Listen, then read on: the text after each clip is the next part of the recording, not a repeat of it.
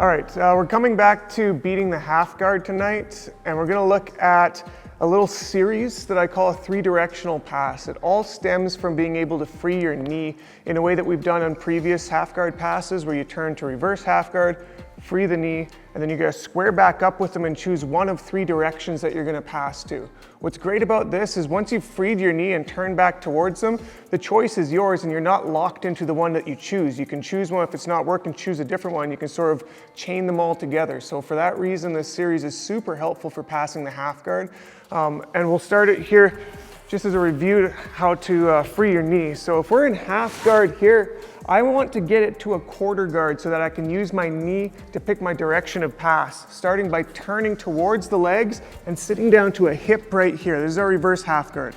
And just like we've done on previous passes, I'm gonna take my foot and sort of move it heel toe up towards his butt, which is either gonna slide the leg right down, that happens quite often, or if they manage to keep it up and clamped, I'm gonna use my elbow, not my hand. If I use my hand, I start getting grabbed at. Go grab that arm, Mitch.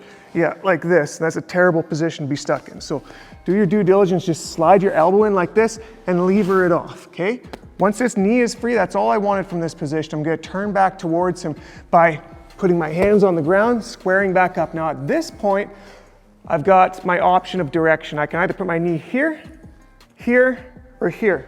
We're gonna go over all three, starting with the near side here, which actually turns this from a quarter guard to a 3/4 mount. So I'm essentially mounted over him and all he's holding on to is my ankle.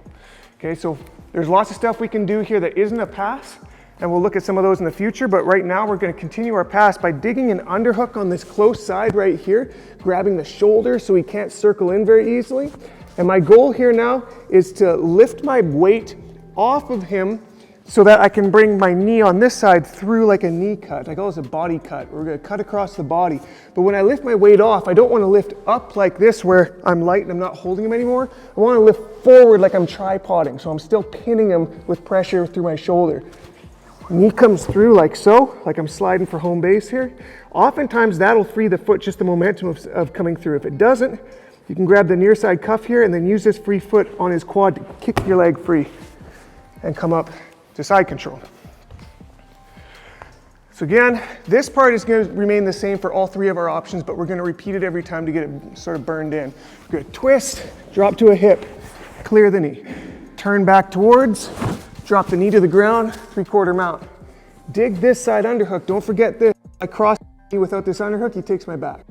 Okay, so I got my underhook, I'm going to come up and forward, drive down, and see that foot came free this time. You just turn right in. Okay? Seems like a bunch of steps, but it's gonna get a lot easier with practice. And that's what we're gonna do. We're gonna rep it out a bunch, okay? 1, 2, 3.